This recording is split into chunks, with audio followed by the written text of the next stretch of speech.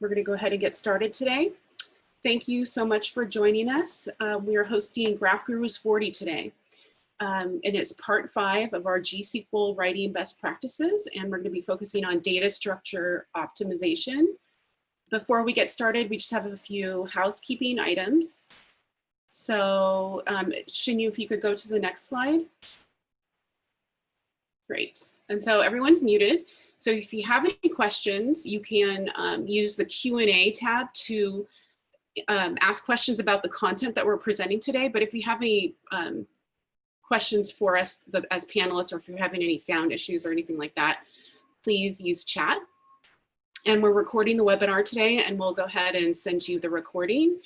And then I'm going to also share the slides with you in a couple minutes via the chat, so you can click on the link and get the slides. Again, if you have any problems, just reach out to me via the chat. So right now I'm going to go ahead and pass it over to Shinyu for the presentation today. Okay, thank you, Emily.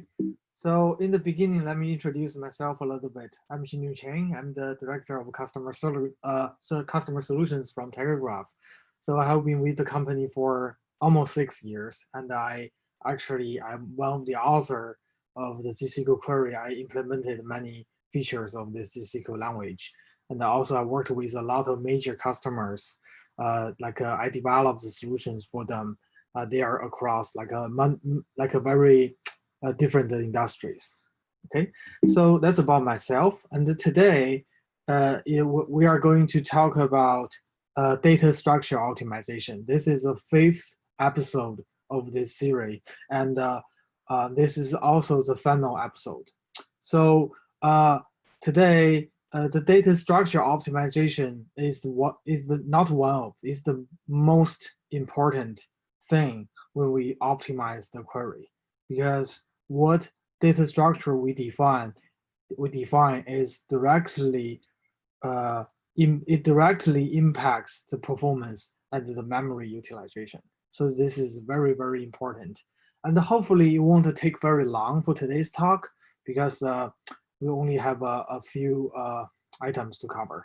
Okay, first I'll talk about what data structures will slow you down.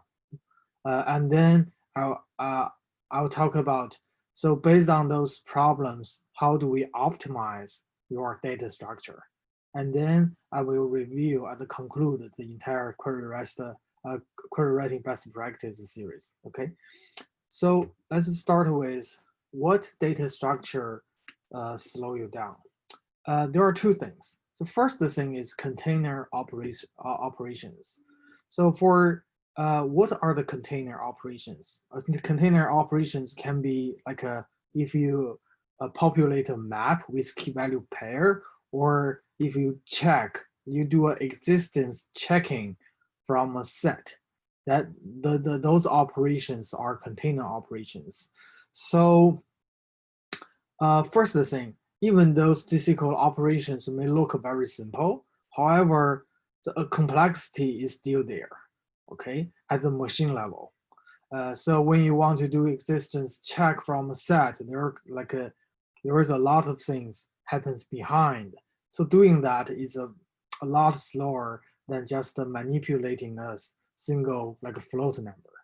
So, and another thing is, if you do that in your accum clause or post-accum clause, we know that in post-accum or clause or accum clause, they happens on the vertices and edges.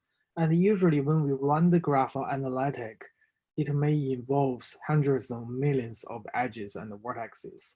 In that case, all the operations defined in those accum clause or post-accum clause, they are performed like 100 million times. That means those expensive like a container type operation will also be repeated like that many number of times. Okay, and another thing is, okay, so this is the container operation, right? One thing we want to avoid. And the other thing is defining container type vertex attached accumulators is very expensive. Why? Because first of all, it's a container, right? even you store nothing in the container, we still have the overhead and the memory allocation for that container type data structure. Because as you know, GSQL query language is like after we install it, it actually will be compiled as C++ code, right? So we know that when we define the vertex attached accumulator, this kind of accumulator, they are defined for all the vertices being traversed. Say if today we traverse 100 millions of vertices, and each vertex will have this type of data structure defined there. Okay, then you can imagine how big is it if we define a container type accumulator, especially when you during your graph traversal, you have to add elements to those containers. It just grows bigger and bigger, and it is on every each vertex is being traversed. It's very, it will grow very big. And so imagine if like you are doing some graph traversal, one hop, two hop, too many hops, right? And with this kind of vertex attached accumulators defined, it's like carrying a 100-pound like a backpack on the solar while we do the graph traversal, right? This will really slow you down if you don't do anything. Okay, so now let's see how can we just avoid doing that. Okay, so there are 5 things I will talk about today for the data structure optimization. So first is that I have an example like how can we do like a fewer container operations, because as I mentioned, there are 2 things really that is related to data structure that can slow you down. And the first thing is container operations, right? And this is the example how we can avoid doing any container operation. So let's look at this query, okay? So it takes a input vertex set named as forbidden set. This is the input parameter. And we want to skip all the vertices in the input set during our traversal, okay? So you can see in the first line, we have this forbidden set parameter defined as set of vertex.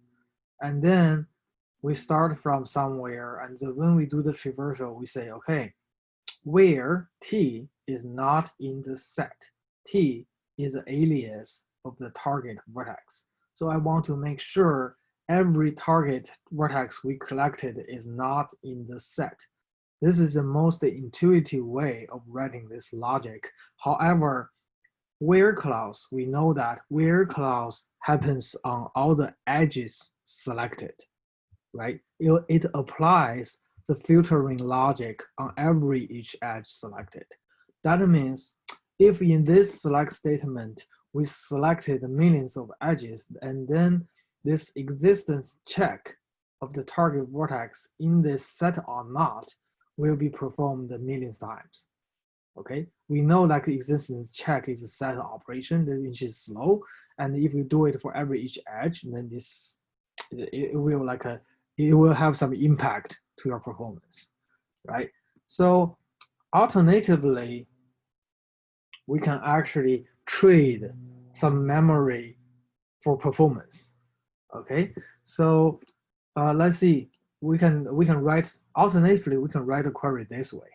So again, we take this set of vertex as the input parameter, and then we create a vertex set variable out of this input set. And then I start from, the name is forbid, right? And then I start from forbid in post-accum. Post-accum execute on each vertex of forbid, right? Then and each input vertex, I do this logic, okay? I assign the local accumulator is forbid to true, which is defined in the second line.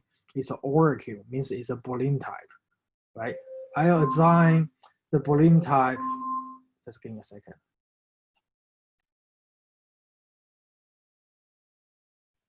Okay, so I assign the Boolean type to true. So that which means every input vertex in this input set has this local variable, Boolean type local variable set equals to true. And later I can use this Boolean type value during my traversal, right? You can see before I do existence check here in the where clause, right? And now I only check the value on my target vertex, which is a Boolean value, which is a lot faster than check the existence in the set. Okay, so by using a little bit more memory, we actually are able to achieve a lot better performance. So we always have to trade something for something, right? So this is kind of like a technique. We trade the memory, we define more variables for better performance to avoid having any set operation. Okay, so second, I want to talk about how to avoid using container type vertex attached accumulators.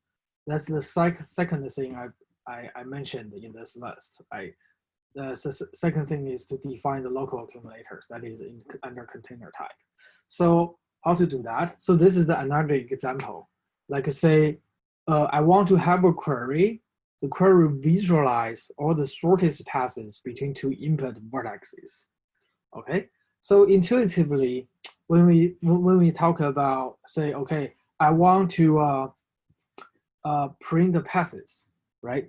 Then we can define the pass, stores all the passes between the vertices, right? It's a local accumulator, and then when this is defined, you can see this is a set of edges, right?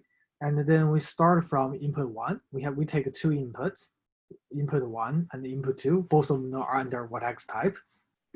And then I say, okay, use a while loop. I can just traverse layer after layer. Later, I will show you an animation how this happened.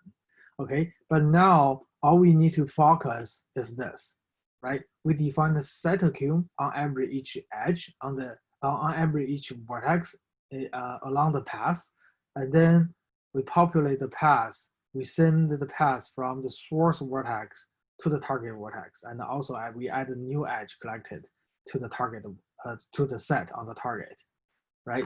So this is how we can do it. However, we know that this set accum of the vertex accumulator under set accum is very expensive, right? I'll show you that later. I have an animation about this, okay? And alternatively, we can avoid defining this expensive accumulator by just define an integer on every each vertex, right? However, this one, the second query, it actually performs, it will traverse more edges. That means we are trading the complexity for better to a more lightweighted data structure, right? So we traverse the graph twice so that we can avoid defining this set accum. How to do that is that instead of we defining the path, we define a integer type, that is distance. So we keep tracking the distance from the originating vertex input one. So I start from input one, I go layer after layer with this while loop, and then I calculate the distance to input one for every each vertex until it meets input two. Okay, and once we find input two, we can trace back. We start from the first time we start from input one, right? And then second time we start from input two, and to find each vertex we have marked along the path, and then collect the edge. I'll explain the logic here. Okay, so this is the first query. It will just carry the path around. Like for this vertex one, it will store the edge between input one and the vertex one, right? This is the edge between input one and the vertex one. And then at the second layer, the vertex three will store 1, 2, 3, 4 edges on the vertex, and the vertex four will store input also two edges here, right? And you can see the further you go, the longer the path you have to store on the vertex you just newly collected, right? And when we traverse the input 2, we get all the passes, all the edges between input 1 and input 2, we can output this part. That's the logic when we define the set accume. You can see we actually stored a lot of information on every each vertices, and we have to carry carry them around. That is not very efficient. However, for the second query, we can do it like this. We only mark the distance from the input, right? Like a vertex 3 is 2 hops away from input, vertex 7 is 1 hop away from input, right? And then in the third hop, we found the input 2. And again, we start from input 2, then we say, okay, in vertex 3 is distance 2, has distance 2, and the input 2 has distance 3. That means vertex 3 is on the path to input 1. Okay, then I collect this edge into the result like this.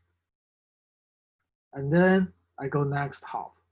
Then from vertex 3, we figured that, okay, since vertex 1 and 2 has distance 1, that means these two are along the path, right? Then I collect this edge and this edge to the result, right?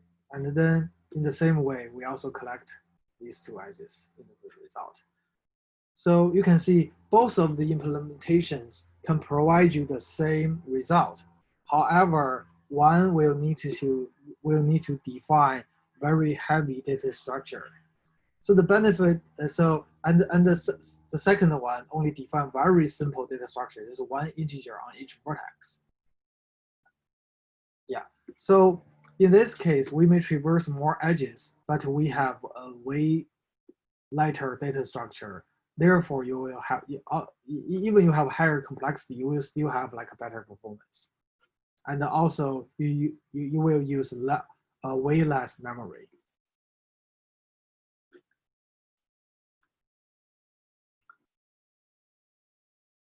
Okay. And the third thing I want to talk about is, in the case you absolutely need to use some containers, right? And sometimes it's faster to use list accume than set accume, because list accume is faster for insertion, right?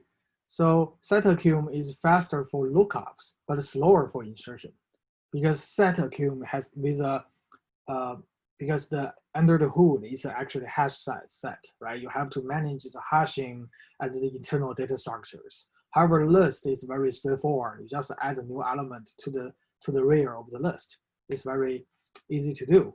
So in the case that you only want to store there's no duplication is needed, right? Like if I want to store all the edges from one hop, there is no duplication at all. You don't need to do deduplication. Then you can just store them in a list, which will be faster than storing them in a set. Okay, and the fourth thing I want to talk about is we can actually use bit vector for condition matching. In this example, we want to find the companies that are controlled by all input companies. Assuming we have an enterprise graph, right? One company is a parent company of another. One company is a subsidiary of another. So the parent company also have its parent company. So it's like a graph, right? With multiple levels, like the of the controlling relationship between the companies. So in this graph, the question we want to ask is, given the list or a set of companies, we want to find the subsidiaries or indirect subsidiaries that is indirectly controlled by all the input companies. Okay, so intuitively, we can write the query this way. We take a set of companies as the input, and then we start from this input parameter. We create a vertex set variable start out of it, right? And then we start from the set, and then we use a while loop We just go layer after layer, and then we pass down its own ID. Like in this line, we store the set. We define the set here, right? It's a set accum for vertex, and this is a local set accum. So this is a vertex attached set accumulator, right? And the initial value is the input company ID. And then with this while loop, I will push down its IDs to its subsidiaries. So whenever a company in the company's local accumulator, it has all the input vertex enterprise IDs. That means the size of the set equals to the input size. That means it is actually the subsidiary of the other input companies, right? Okay, so this is the intuitive way of writing this, and this is require you to use a set accum. Okay, alternatively, we can avoid defining this by only defining OR accum on every each vertex. And you can see one thing is interesting. This is an OR accum of integer, right? So basically, this is not a regular, we don't use it like as a regular integer value. We use it as a bit vector. By bit vector, I mean it's something like this. The binary numbers, right? And then here, with this for each loop, for every vertex in the input set, this is the parameter set, right? For every vertex in the set, we assign it to a binary value, right? So namely, it will be 1, 2, 4, 8, 16. So each of these values will be corresponding to a binary, a bit vector. For example, 1 will be something like this, 2 will be something like this, and the 4 will be 0, 0, 0, 1, 0, 0, something like this, right? So this is 1, this is 2, and this will be 4. So by assigning a binary value for each input, we can push down this binary value, right? If a company is a subsidiary of both the first and the second company, then it will have bit vector like this, okay? Because this digit stands for the first company, this digit stands for the second company, because they will be aggregated with OR logic, okay? So this is the alternative way of doing this without having to define a container type local accumulator, but just define the integer on each vertex. Okay, let me show you some animation about this. Okay, so so this is the graph we will use to perform this this analytic. So we start from company A, B, C, D, E, and then if we perform the logic defined in the first query, we have to populate the set on every each vertex we traversed, right? Basically, the set means what parent company do you have? And then we push down the set, and you can see it's growing bigger over time, right? It just gets bigger and bigger, and you have to store it on every each vertex. And then for this guy, we found that the size of the set is 5. That means it's indirectly, it has a pass to every each input vertexes, right? So this one is selected as a result, and then go next hop, and this one is also selected as result. So this is the example for the first query. And what if we do it with the second query? We only define an integer on each vertex, and each input has a different binary value, right? So yes, you may think that this has a limitation that we cannot have input size larger than 64 because the integer type in integer graph in GSQL language is under the int 64. Okay, so that might be one of the restriction here. However, you can also consider to use multiple integers defined to that purpose. Then you can have more than 64. You can have 128, right? So in the same way, we push down this binary like bit vectors. Like for this guy, it's connected to both A and B, so it has 2 digits set to 1, right? And again, we do the same thing. And here, we figure that this company has its vector, every digit of the bit vector set to 1, right? And then we'll get it selected. And then we just keep push down. and select the other company.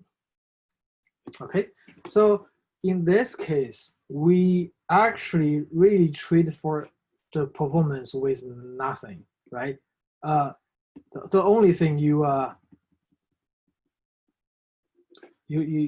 lose maybe just makes your query a little bit more complex, but the performance will be like 10 times faster than the left one. Okay.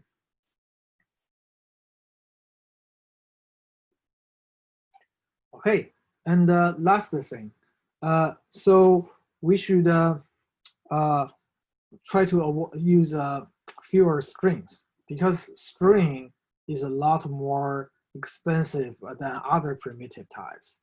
If possible, you can consider to use integer or vertex type under the string type, since vertex type basically is also a 64-bit integer under the hood.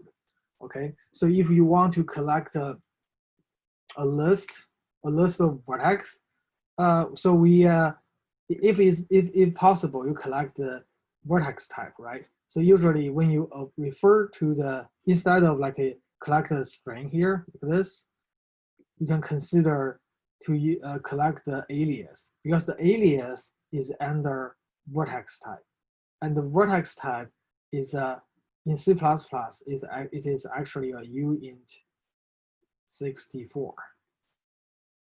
Okay, so it will be so a lot less expensive than string in this case, and especially when you do comparisons. If you only compare between the vertices, right, then it's just the integer comparison. But if you do like a comparison between the string attributes, then it's a string comparison. It will be a lot slower than the string integer comparison. Okay. Okay, that's everything. All the items I want to talk about regarding the data structure optimization. Just to recap a little bit real quick. So there are 5 things. First, use fewer container type operations, that is existence check, populating the map, populating the set, and then also try to define fewer vertex attached container types. And then list accum is faster than set accum. You can use bit vector for condition matching instead of having to define a set of the vertices. And you can also try to use fewer strings. You can use vertex type or integer types if possible. Okay, so that's all the points I want to cover about data structure optimization. And since this is also the last episode of this query writing best practice, and this far we have covered totally 6 topics, from thinking in GSQL language, that is what to think about when you start to write a query. Where do you start from? What accumulators do you want to define? And like what edge types do you want to use, right? And then I talk about traversal plan design. That is how to define the optimal traversal plan that you can traverse the least amount of vertex and edges. Also, and then after that, I talk about memory optimization, like what operations are memory consuming and what are the possible solutions to reduce that. And then I talk about the parallelization, what operations are sequential and what are the like a mechanism of parallel processing and the data storage of graph, and then how to parallelize the process in order to fully utilize the hardware resource. And also I talk about the pre-processing, how to add new attributes and the edges in order to boost your query performance. And then today I talk about data structure. So after going through all these topics, there's really basically nothing else I have on this query optimization or query writing best practice topic. It really has everything. So if you haven't watched all the videos in this series, I do encourage you to go over them, because these are the points. These are the experience I I learned from all the past projects.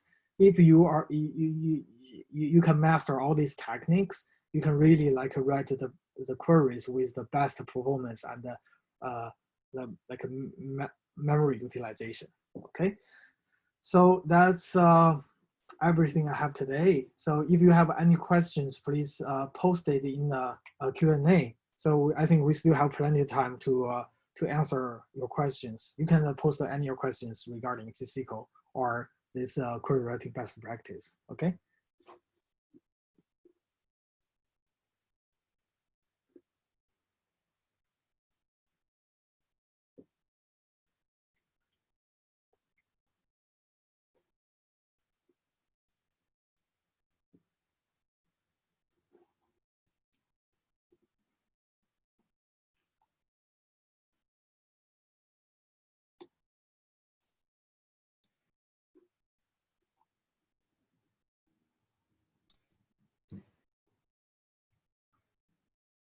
Maybe just cover the rest of the slides, Shinyu, and then if people have questions, we can answer them. Yeah. Do you want to talk about this, Emily? Oh yeah, so if you do have questions, we have some resources for you online. We have our community forum where you can sign up and chat with people on our community. And then we also have a chat service via Discord. And then we also have weekly developer office hours every Thursday at 11 a.m. So let's go to the next slide, Shinyu. We have some additional resources where you can sign up for cloud. We'll email you all of these links as well. And as well as the links to all of the past GSQL best practices recordings that we have. And these are just the links to do our test online demo, test drive, and then our developer edition and our Graph Gurus scripts. So again, we'll send you the links to that. And I think that's all we have for today. If there's no questions, yeah, I don't think there is. Great. Thank you so much, everyone, for joining us. We're going to go ahead and end the call and email you the deck and the recording and the links. Thank you so much. Okay, thank you. Bye. Bye.